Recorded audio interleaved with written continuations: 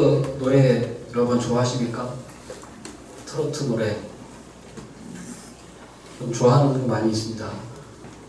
보릿고개라고 하는 그 트로트 노래 아시나요? 가수 진성이 부른 거. 아이야 뛰지 마라 배 꺼질라 아시죠? 예, 몰라요? 원래 홀리하시니까 그런 건 안 들으실 거라고 생각하는데 이 보릿고개 저는 잘 몰랐는데 처음에 이 제목만 들었을 때는 참 촌스럽다. 노래 제목을 보릿고개라고 지었을까? 그래서 우연히 어딜 가보니까 식당도 이름이 보릿고개라고 하는 식당이 있더라고요. 그래서 그 노래를 따라 지었나 이런 생각도 들었는데 그러다가 이제 몇 년 전에 그 보릿고개 이게 뭐였죠? 그 트로트가 이렇게 많이 유행하면서 그 보릿고개라는 게 이제 TV에서 제가 들었거든요. 제대로. 아 이런 노래구나. 그 뒤에 잘 몰랐지만 이런 노래가 들었는데 이제 가사를 들어보니까 이런 가사죠. 아이야 뛰지 마라 배 꺼질라 가슴 시린 보릿고개길 줄인 배 잡고 물 한 바가지 배 채우시던 그 세월을 어찌 사셨어. 이 노래의 가사를 들으면서 가사를 음미해 보면서 참 그 시절에는 저렇게 애들이 뛰어다니는 것을 배가 꺼질까봐 걱정했구나. 우리 때야 뭐 배고픈 거는 전혀 없었으니까요. 우리 뭐 부모님 세대나 그렇겠죠. 근데 그 노래를 들으면서 그 시절의 그 애환, 보릿고개가라고 하는 그 춘궁기, 그 3월 4월이죠. 그 춘궁기를 넘어가는 게 얼마나 어려웠는지 이 노래를 통해서 한번 다시 이렇게 그러니까 절실하게 경험 안 해봤지만 절실하게 이렇게 느끼게 되었습니다. 그런 것처럼 예레미야 애가도 마찬가지죠. 예레미야 애가를 쓴 목적이 뭘까요? 예레미야 이후에 후대들에게 이러한 엄청난 재앙이 있었고 고통이 있었다는 것을 애가를 지어서 노래잖아요. 이런 걸 노래를 만들어서 후대에게 이제 들려줌으로써 이제 교육하는 거죠. 그래서 이 예레미야 애가를 보면은 이 바벨론에 의해서 예루살렘이 멸망당할 때 얼마나 그 참상이 비참했는지를 말해주고 있어요. 그래서 이 예레미야의 심정, 이 비통한 심정을 잘 표현해주고 있는데 예레미야 애가가 그 중에서도 오늘 읽은 본문이 애가의 그 비통한 예레미야의 그 비통한 심정을 잘 나타내주고 있어요. 클라이막스라고 할 수도 있습니다. 예를 들어서 이제 그 11절 보면은 어린아이를 얘기하거든요. 전쟁에서 가장 비참하고 피해를 많이 보는 존재가 어린아이잖아요. 젖먹이 아이들. 그런 아이들이 가장 손해를 많이 보고 피해를 많이 보는데 보여주고 이제 어린아이가 나오는 거예요. 11절에 보면은 내 눈이 눈물에 상하며 내 창자가 끊어지며 내 간이 땅에 쏟아졌으니 이는 딸 내 백성이 패망하여 어린 자녀와 젖먹는 아이들이 성읍 길거리에 기절하미로다. 이걸 표현해 줍니다. 얼마나 비참했는지. 어린아이들이 길거리에서 먹을 게 없어서 기절했다. 12절에도 나와 있습니다. 그들이 성읍 길거리에서 상한 자처럼 기절하여 그의 어머니들의 품에서 혼이 떠날 때에 어머니들에게 이르기를 곡식과 포도주가 어디 있느냐 하도다. 어린 젖먹이 아이들이 엄마 품에 안겨 있는데 이제 혼이 떠날 때 거의 이제 정신이 죽기 직전인 거죠. 아이가 엄마 품에 안겨가지고 그러면서 이제 배가 고프니까 곡식과 포도주가 어디 있느냐 엄마 배고파 먹을 거 좀 줘 이렇게 하면서 엄마 품에서 굶어 죽는 기절해가 죽는 이런 모습들을 이렇게 표현해주고 있어요. 굉장히 비참한 걸 표현해주고 있죠. 또 더 나아가서 20절 말씀 보면 우리 읽진 않았지만 20절 말씀 보면은 자기 자식을 먹는 일을 하죠. 보면은 여호와여 보시옵소서 주께서 누구에게 이같이 행하셨는지요. 여인들이 어찌 자기 열매 곧 그들이 낳은 아이들을 먹어오며 제사장들과 선지자들이 어찌 주의 성소에서 죽임을 당하오리까. 그러면 여인들이 자기 열매 곧 그들이 낳은 아이들을 먹는다. 이 바벨론의 전쟁이 바벨론이 뭐죠?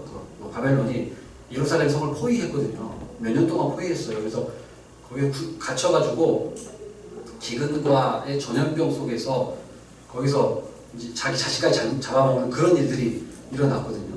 이게 사실 이제 뭐 예루살렘 이스라엘뿐만 아니라 전쟁 역사를 보면 이렇게 해서 한 전쟁들이 많아요. 직접 치지 않고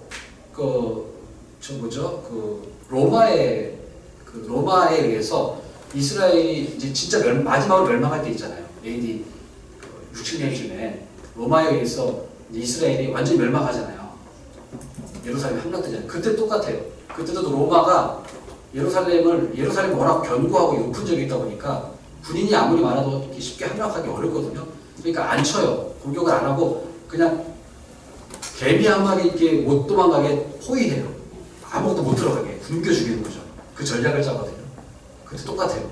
그래서 거기서 또 이제 굉장히 많은 그 사람들이 죽어요. 그리고 뭐 한 명이 이렇게 뭐 음식 먹으려고 음식을 얻으려고 성 밖으로 나오잖아요. 그럼 다 죽여서 십자가형에 처해서 다 전시했어요. 그 요세푸스의 목이 나오거든요. 그래서 겁을 주는 거예요. 너희들 나오면 다 죽어 이렇게 가지고. 그래서 이게 이제 일반적인 수법인데 이 예레미야에서도 똑같아요. 그래서 많은 어린아이들이 굶어 죽고 배고프면 어린아이들이 벌써 약하니까 죽잖아요. 건강한 어른보다. 그래서 이런 비참한 일들이 이렇게 많이 일어났다는 거죠. 그리고 20절 맞죠? 13절 말씀에도 이제 예루살렘을 딸로 비유합니다. 처녀딸. 13절에 보면은 딸 예루살렘이여 내가 무엇으로 내게 증거하며 무엇으로 내게 비유할까? 처녀딸 시온이여 내가 무엇으로 내게 비교해 너를 위로할까? 너의 파괴됨이 바다같이 크니 누가 너를 고쳐줄 소냐? 그래서 예루살렘을 처녀딸로 비유하는데 처녀딸로 비유하는 것은 왜 그럴까요? 또 이제 그 전쟁을 피해를 많이 보는 사람이 누굴까요? 이제 여자죠, 여자. 네. 특히 이제 처녀 여자들 이제 능욕당하고 폭행당하고 이게 비참하잖아요. 예. 뻔한 거죠. 그래서 그 상황을 예루살렘을 이렇게 처녀딸인데 이제 시집도 못 가고 능욕받고 심지어 죽는 그런 것을 비유함으로써 정말 얼마나 그 비통한가를 이런 비유를 통해서 또 표현해주고 있는 거죠. 그런데 이런 이 비참한 이 멸망, 이 원인이 무엇이냐? 14절에 나와 있습니다. 멸망의 원인. 14절 한번 같이 읽도록 하겠습니다. 시작. 내 선지자들이 내게 대하여 헛되고 어리석은 묵시를 보았으므로 내 죄악을 드러내어서 내가 사로잡힌 것을 돌이키지 못하였도다. 그들이 거짓 경고와 미혹하게 할 것만 부러워하도다. 14절 보면 멸망의 원인이 이제 나와 있습니다. 한마디로 뭐냐면 거짓 선지자들이 헛되고 어리석은 묵시를 보았기 때문이다. 그거죠. 거짓 선지자들 헛되고 어리석은 묵시. 이것은 뭐냐면 거짓 계시. 한마디로 거짓말을 말합니다. 거짓 계시. 그래서 이 거짓 선지자들이 예레미야 시대 때 활동을 많이 했습니다. 예레미야만 활동한 게 아니에요. 예레미야는 참 선지자였죠. 하지만 반대로 거짓 선지자들도 동시에 많이 활동했습니다. 그래서 이 망한 것이 거짓 선지자 때문이라고 했는데 이 거짓 선지자들이 한 그 거짓말이 뭐냐? 두 가지로 말씀드릴 수가 있습니다. 두 가지 거짓말. 첫 번째로 이곳이 여호와의 성전이다라는 거짓말. 말씀 한번 찾아볼까요? 예레미야 7장 4절. 예레미야 7장 4절 앞으로 좀 넘어가시면 나가겠습니다. 예레미야 7장 4절. 너희는 이것이 여호와의 성전이라, 여호와의 성전이라, 여호와의 성전이라 하는 거짓말을 믿지 말라. 하나님께서 예레미야를 통해서 하신 말씀이에요. 그래서 예루살렘, 이곳이 여호와의 성전이다라고 하는 거짓말. 왜 그래요? 네? 하나님이 이미 예루살렘을 떠났기 때문에. 하나님이 이미 예루살렘을 떠났어요. 왜요? 그곳은 강도의 소굴로 변했기 때문이죠. 예레미야 7장 11절에 나와 있습니다. 한번 볼까요? 예레미야 7장 11절. 내 이름으로 일컬음을 받는 이 집이 너희 눈에는 도둑의 소굴로 보이느냐? 보라, 나 곧 내가 그것을 보았노라. 여호와의 말씀이니라. 여호와의 성전이 도둑의 소굴로 바뀌었다는 것을, 변해 있는 것을 하나님이 보셨다는 거죠. 그래서 하나님이 세우신 교회인데 거기에 탐욕이 들어가서 도둑의 소굴로 변해버리면 하나님의 영광이 떠나버립니다. 그래서 하나님이 이미 떠나버렸습니다. 돈, 권력, 명예, 이게 교회를 꽉 잡고 있으니까 하나님이 거기 계실 수가 없는 거죠. 예레미야 5장 31절, 예레미야 5장 31절 한번 보겠습니다. 선지자들은 거짓을 예언하며 제사장들은 자기 권력으로 다스리며 내 백성은 그것을 좋게 여기라니 마지막에는 너희가 어찌하려느냐. 삼박자가 탁탁 떨어져 맞은 거죠. 거짓 선지자들, 그리고 권력을 탐하는 제사장들, 그리고 그거를 아무렇지도 않게 좋게 여기는 분별력이 없는 백성들의 모습, 이것이 삼박자가 어우러진 거예요. 이게 망하는 겁니다. 겉으로는 여호와의 성전이고 겉으로는 제사가 있고 겉으로는 하나님을 섬긴다고 하지만 실상은 하나님을 섬기는 것이 아니라 우상을 숭배하고, 또 겉으로 우상을 숭배하지 않을지라도 실상은 탐심을 숭배하는 그런 모습. 그래서 우리가 교회 다니는 목적도 어떤 분들은 보면은 뭐 사업 때문에 어떤 커뮤니티를 위해서 좀 큰 교회 가시는 분도 종종 있습니다. 그래서 교회 다니는 목적이 어떤 사업 때문에 자기 탐욕을 채우기 위해서 그런 경우도 있다는 거죠. 두 번째, 어떤 거짓말이냐? 거짓된 묵시를 보는 거예요. 거짓된 묵시를 듣는 거예요. 그래서 꿈이나 예언이나 환상, 이런 거짓된 계시를 받았다고 하는데 실상은 자기 마음대로 받은 거죠. 예레미야 23장 16절 한번 보겠습니다. 예레미야 23장 16절.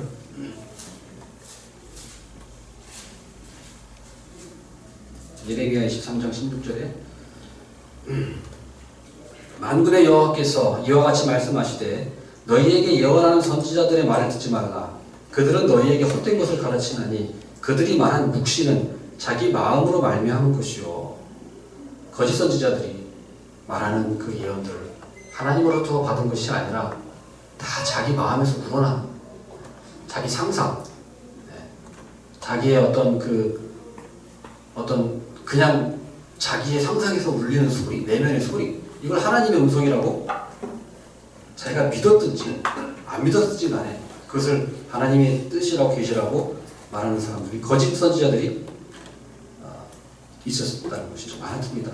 그래서 그 예레미야 27장부터 29장까지가 전부 이 예레미야가 거짓 선지자들과 싸우는 내용이에요. 3장에 걸쳐서 예레미야 27장부터 29장까지 내용을 보면 거짓 선지자들하고 싸워요. 예레미야가 3장에 걸쳐서. 그래서 예레미야 27장 9절에 보면은 너희는 너희 선지자나 복술가나 꿈꾸는 자나 술사나 요술자가 이르기를 너희가 바벨론의 왕을 섬기게 되지 아니하리라 해도 너희 듣지 말라. 그들은 너희에게 거짓을 예언하여 너희가 너희 땅에서 멀리 떠나게 하며 또 내가 너희를 몰아내게 하며 너희를 멸망하게 하느니라. 거짓 예언자들이 있는데 그들의 말을 듣지 말라고 하나님께서 말씀하고 있는 겁니다. 너희를 멸망하게 한다. 오히려 하나님을 멀리하게 한다. 이렇게 말씀하고 있는 것이죠. 그 다음에 예레미야 27장에 좀 더 보면 15절 말씀도 보면 15절을 보면 이는 여호와의 말씀이니라. 내가 그들을 보내지 아니하였거늘 그들이 내 이름으로 거짓을 예언하나니 내가 너희를 몰아내리니 너희와 너희에게 예언하는 선지자들이 멸망하리라. 하나님이 보내지 않았는데 자기 마음대로 말을 하는 겁니다. 17절 보면 너희는 그들의 말을 듣지 말고 바벨론의 왕을 섬기라. 그리하면 살리라. 어찌하여 이 성을 황무지가 되게 하려느냐. 거짓 선지자들은 뭐예요? 바벨론 왕 섬기지 마. 바벨론 왕이 우리 쳐들어와도 우리는 망하지 않아. 이건데 예레미야 선지자는 바벨론 왕을 섬겨라. 이 성은 곧 망한다. 그러니까 바벨론의 포로로 잡혀갔더라도 거기서 집을 짓고 일하면서 거기서 열심히 번성하고 그래서 잘 살아. 그리고 바벨론을 위해서 기도해. 그리고 그러면 내가 70년 후에 내가 다시 예루살렘으로 돌아오게 하겠다. 이게 하나님의 계시거든요. 근데 거짓 선지자는 아니야. 바벨론 왕을 섬겨? 아니야, 우리 예루살렘 망하지 않아. 이것이 여호와의 성전이야. 탐욕을 다 부리고 있으면서 이미 하나님 떠났는데 거기가 여호와의 성전이죠. 하나님이 있다고. 그러면서 망하지 않는다고 이렇게 얘기하고 있다는 것이죠. 그래서 28장 15절에도 보면 거짓 선지자 대표적으로 하나냐가 나오죠. 예레미야 보면 하나냐가 있어요. 예레미야가 그 하나님 말씀 계시대로 멍에를 메거든요. 멍에를 메고 이제 다녀요. 이거 퍼포먼스거든요. 뭐냐면은 우리가 이렇게 바벨론에 의해서 포로로 끌려갈 거다라는 퍼포먼스거든요. 근데 하나냐가 그 멍에를 꺾어버리죠. 예레미야의 멍에를 꺾어버려요. 그래서 하나님께서 그 예레미야를 통해서 하나냐에게 네가 그 멍에를 꺾어버렸느냐? 내가 너에게 철멍에를 너에게 먹이겠다. 그래서 너는 곧 죽으리라 하거든요. 하나냐가 곧 죽죠. 얼마 안 있다가 7개월 후에 하나냐가 죽죠. 그런 일이 있었습니다. 그 다음에 또 거짓 선지자들이 또 29장 21절에 보면 나와 있어요. 만군의 여호와 이스라엘의 하나님께서 골라야의 아들 아합과 마아세야의 아들 시드기야에 대하여 이와 같이 말씀하시니라.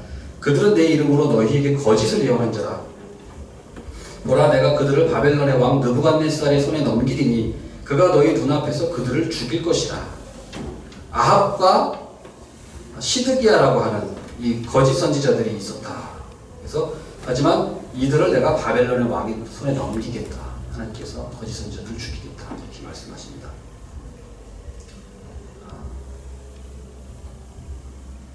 그래서 그럼 무엇이냐? 지금은 적용해 본다면 뭘까요? 하나님의 계시는 뭘까요? 오직 성경입니다. 성경 외에 계시는 없습니다.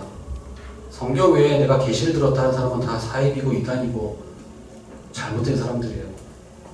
성경 외에는 계시가 없습니다. 성경 66권이 이 기록된 계시라고 하거든요. 기록된 계시 외에 넘어갈 수는 없습니다. 왜요? 왜 계시가 성경 66권 이외에는 없을까요? 성경 66권으로 우리가 하나님께서 우리에게 그 말씀으로 우리가 구원받고 우리가 신앙생활하고 우리가 하나님의 뜻을 행하는데 전혀 부족함이 없습니다. 성경만 들으면, 성경만 읽으면 우리는 부족함이 없어요. 더 이상 다른 계시가 필요 없습니다. 만약에 다른 계시가 필요하다면 성경이 부족하다는 얘기잖아요. 하나님 말씀이 부족하다는 얘기죠. 그러니까 말이 안 되는 거예요. 그래서 우리가 오직 성경, 우리가 종교개혁자들이 외친 하나님 말씀, 이것만이 기록된 말씀만이 기록된 계시임을 우리가 구별해야, 우리가 꼭 믿어야 하겠습니다. 그래서 우리가 자기 그 계시와 자기 마음의 내면에서 들리는 것을 구별을 해야 돼요. 그건 계시가 아닙니다. 그건 절대적인 게 아니에요. 그것은 틀릴 수도 있어요. 주관적인 거예요. 주관적인 겁니다. 아주 극히 주관적인 거예요. 그거를 누구한테 적용하거나 말해서도 되지 않습니다. 그건 계시가 아니기 때문에. 그건 자기가 그냥 하나님께서 주신 감동이에요. 그것은 그렇다고 해서 절대적인 것도 아닙니다. 잘 분별해야 돼요. 그래서 우리가 간혹 가다가 이제 무슨 뭐 이렇게 들어보면은 어떤 사람이 그래요. 하나님께서 나한테 아무개야 내가 널 사랑한단다 이런 말을 들었대. 자기가 너무 힘들 때. 좋아요. 좋습니다. 들을 수 있겠죠. 그러나 그것은 개인의 주관적인 신앙일 뿐이에요. 자, 정확히 말해봅시다. 아무개야 내가 널 사랑한다. 하나님이 그 사람한테 그거를 굳이 말할 필요가 있을까요? 하나님이 우리를 사랑하신 건 성경이에요. 수백 번, 수천 번 써 있어요. 그거 보면 돼요. 아, 하나님이 날 사랑하는구나. 성경 보고 그걸 읽으면 하나님 손 듣는 거예요. 그게. 굳이 성경 외에 떠서 하나님이 나를 사랑하시는데 그걸 들어야 되나요, 우리가? 그럴 필요 없어요. 성경 말씀에 하나님이 나를 사랑한다. 나를 위해서 하나밖에 없는 예수 그리스도 외아들을 보내셨다. 그게 하나님의 뜻이고 하나님의 음성이에요. 그 외에 내가 뭐하러 하나님 내가 아무개야 내가 널 사랑한다. 이게 뭐가 필요합니까? 그리고 또 아무개야 너 도둑질하고 회개해라. 도둑질하고 당연히 회개해야죠. 그리고 하나님의 음성을 말해줘야 우리가 회개하고 안 하고 그렇게 하면 그게 잘못된 신앙이죠. 도둑질하지 말라고 성경에 나와 있어요. 굳이 그거를 아무개야, 네 몇 월 며칠이나 도둑질하고 회개해라. 그 음성 들으면 회개합니까? 그 음성 안 들으면 회개 안 할 거예요? 그게 뭐예요? 그게 말이 안 돼요. 정상적인 신앙이 아닙니다. 우리가 이런 음성을 들어야만 하나님께 우리가 회개를 한다면 그런 잘못된 신앙. 자꾸 그쪽으로 가는 거예요. 성경에 다 나와 있어요. 충분합니다, 성경으로. 그래서 또 문제가 뭐냐면 허탄하고 어리석은 묵시. 오늘 이제 말씀으로 돌아와서 이제 보면은 그 14절에 뭐라고 되어 있습니까? 헛되고 어리석은 묵시라고 되어 있잖아요. 헛되고 어리석은 묵시. 이 헛되고 어리석은 묵시에 빠져 있으면 문제가 뭐냐면요. 정작 진짜 회개해야 할 걸 회개하지 않는다는 거예요. 정말로 회개해야 될 것. 그걸 회개해야 되는데 자꾸 하나님의 음성 들으려고 그러고 자꾸 그 신비한 현상에 집착하고 뭔가 더 찌릿찌릿하고 황홀한 거 이런 걸 추구하는 거죠. 신비 현상에만 추구한다는 거죠. 처음에는 뭐 괜찮을 수 있어요. 근데 자꾸 그쪽으로 가면은 사람이 이제 그쪽으로 빠지게 되는 거예요. 점점 더 자극적인 체험, 더 자극적인 뭐 어떤 그런 느낌이 오는 거 이런 것만 추구한단 말이에요. 그래서 문제가 뭐냐면 그쪽으로 자꾸 나가다 보면은 일상생활에서의 그런 생활이 불가하게 돼요. 자꾸 그쪽으로 빠지게 되는 거예요. 그래서 사회 부적응자가 되어버려요. 극단적인 얘기는 하지만 요즘 유튜브도 많이 이렇게 하다 보면 막 유튜브에 막 떠돌아다니는 그런 뭐 기독교에 관한 그런 성경에 대한 가르침들이 많이 있어요. 특별히 막 음모론 자꾸 그런 거 전파하는 사람들, 종말론, 시한부 종말론 막 자꾸 요한계시록이니 다니엘서 들먹들먹거리면서 종말에 대해서 자꾸 시한부 종말론을 주장하는 사람들. 신천지들이 그렇잖아요. 신천지가 조명하는 거예요. 멀쩡하게 일하는 사람은 자기 직업 다 내려놓게 하고 신천지 들어와. 그래서 신천지 일만 열심히 해. 너 직업 다 필요 없어. 그래가지고 실제로 뭐 교사인 사람들 그 좋은 직업 다 버리고 신천지 들어와가지고 빠져가지고 하는 사람들 얼마나 많아요. 이건 신천지뿐만 아니라 신천지 외에도 우리가 음모론이나 이런 시한부 종말론이나 또는 자극적인 신비주의에 빠져있는 사람들은 이런 현실 감각을 잃어버려요. 사회 부적응자가 된단 말이죠. 그래서 우리가 정말로 성경을 우리가 기독교인이라고 한다면, 성경을 제대로 믿는 기독교인이라고 한다면요, 우리가 공부를 열심히 해야 돼요. 열심히 일해야 돼요. 성실하게 살아야 돼요. 돈 벌고 기술 열심히 연마해야 돼요. 그걸 제쳐놓고 막 교회에 막 열심히 일하고 성실하게 공부하고 기술 연마하고 정당하게 일해서 돈 버는 거 저축하고 이런 걸 육적인 일이라고 치부해가지고 막 오로지 교회에서 막 그런 것만 하는 것만 막 영적인 일이고 다른 거는 막 육적인 일이고 터부시 하면 안 돼요. 그럼 사회 부적응자 돼요. 그러면 나중에 어려운 그렇게 돼요. 그리고 성경적이지도 않아요. 여러분, 우리 종교개혁자, 우리 기독교의 신앙을 잘 보세요. 종교개혁자들이 종교개혁이 일어난 나라들을 잘 보세요. 산업이 발전하고 기술이 발전하고 대표적으로 스위스가 그렇잖아요. 종교개혁에 일어났던 그 칼빈이 있었던 스위스 시계로 유명하죠. 왜 그래요? 그 기독교인들이 자기 직업에 대한 소명의식을 가지고 이게 뭐 목사만 천직이 아니라 우리 일반 성도들도 자기 직업이 바로 소명이다. 소명의식을 깨워줬거든요. 종교개혁자들이. 그래서 거기서 기술이 발달하고 산업혁명이 왜 영국에서 일어났겠습니까?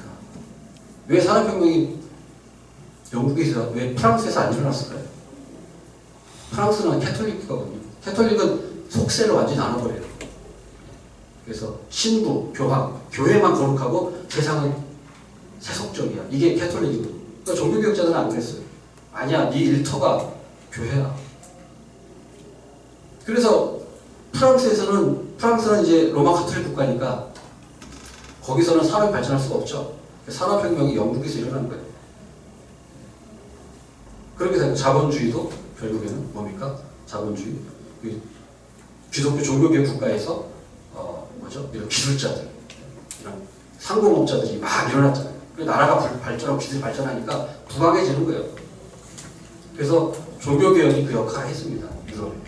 그래서 종교개혁이 일어나기 전까지는요, 유럽이 이슬람 국가들보다 못 살았어요. 기술도 못했거든요. 근데 종교개혁이 일어나서부터 이 이슬람 세력을 압도하기 시작했어요. 유럽이. 그거는 모든 역사자들이 인정하는 겁니다. 종교개혁의 그 성과를. 그렇기 때문에 우리가 기독교가 뭔지 제대로 인식을 하고 균형 잡힌 신앙생활을 해야 합니다. 제가 이건 좀 얘기긴 하지만 제가 아는 분 중에 이런 분이 있어요. 매밤 교회 가서 기도한대요. 매밤 교회 가서 기도해. 좋아요. 그런데 문제가 뭐냐? 집안일은 뒷전이에요. 엄마로서, 아내로서 일 하나도 안 해요. 그냥 교회 가서 밤새 기도만 하는 거예요. 집에 가보면 설거지거리가 쌓여있고 부엌에 들어가면 그냥 막 이게 뒤죽박죽 다 돼 있어요.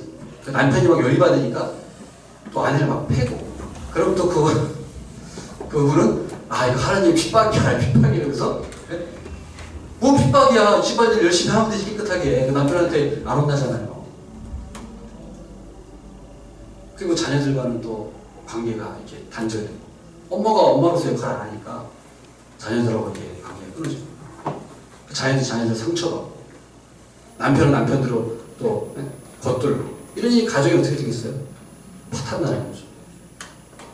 이거는 비성경적인 겁니다.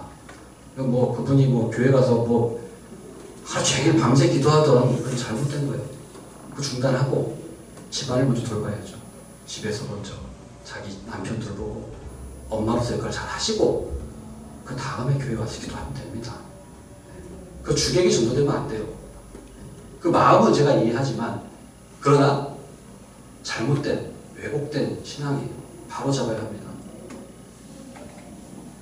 근데 그분을 제가 아는 분인데, 그분만이 문제가 아니라 거기서만 끝나는 게 아니라 문제가 뭐냐면, 자꾸 교회 가서 혼자 기도하고 나서 자꾸 하나님 음성 들었다면서 자기 가족들을 괴롭혀요. 가족들을 자기를 하는 남편을 귀신 들었다, 악마에 조종을 받는다, 이렇게 하는 거죠. 아니에요. 본인이 집안일을 제대로 하면 돼요. 이상한 그런 자기 그 생각에 사로잡혀가지고 헛된 망상에 사로잡히고. 그래서 말씀 보십시오. 14절에 보면 거짓된 그들이, 14절 마지막 보면 그들이 거짓 경고가 미혹하게 할 것만 보았도다. 거짓 경고들, 미혹하는 것, 조심해야 할 것들입니다. 결론을 맺겠습니다. 하나님 말씀 결론을 맺겠습니다. 하나님의 묵시, 계시, 묵시나 계시나 같은 말이라고 보시면 돼요. 하나님의 묵시, 계시는 오직 성경뿐입니다. 오직 성경을 우리가 읽고 성경을 잘 적용하려고 노력을 해야 돼요. 그리고 성경이 어떤 게 정말 성경의 올바른 뜻인지를 우리가 그걸 노력을 해야 하는 거예요. 자꾸 다른 걸 우리가 들으려고 할 필요 없습니다. 성경을 잘 이해하고 잘 들으려고 하면 돼요. 충분합니다. 성경으로. 충분해요. 그 말씀을 사랑하고 읽고 적용하면 됩니다. 좀 준비 좀 해주세요. 그 유명한 종교개혁자 칼빈 선생이 이렇게 얘기했습니다. 건전한 가르침을 거부했을 때 필연코 악마가 그 자리를 차지하게 된다. 건전한 가르침을 거부했을 때 필연코 악마가 그 자리를 차지하게 된다. 이게 종교개혁자 칼빈 선생이 유명한 말을 남겼습니다. 진정으로 회개해야 할 게 뭘까요? 진정으로 회개해야 할 게 뭘까요? 우리가 삶에서 빛과 소금의 역할을 감당하지 못한다는 거예요. 진정으로 회개할 거 그겁니다. 우리가 하나님 말씀대로 우리가 교회가 진짜 내가 신앙생활 하는 것이 아니고요. 여러분 밖이에요. 밖에서 내가 어떻게 사느냐. 밖에서 정말 여러분의 신앙이 드러나는 거예요. 교회에서 드러나는 거는 빙산의 일각이에요. 우리 신앙. 우리의 신앙이 진짜 드러나는 곳은 밖에서. 거기서 드러나요. 우리가 정말 회개해야 될 게 뭘까요? 성령의 은사를 못 받은 걸 회개할 게 아니고요. 하나님 주시는 거 주신 대로 받는 거고요. 성령의 열매를 못 맺은 걸 회개해야죠. 우리가 이 말씀을 기억하시면서 정말 하나님 말씀 균형 잡힌 그런 우리가 시각과 생각과 그것을 가지고 신앙생활을 하기를 바라겠습니다. 다 같이 찬양하고 기도하겠습니다.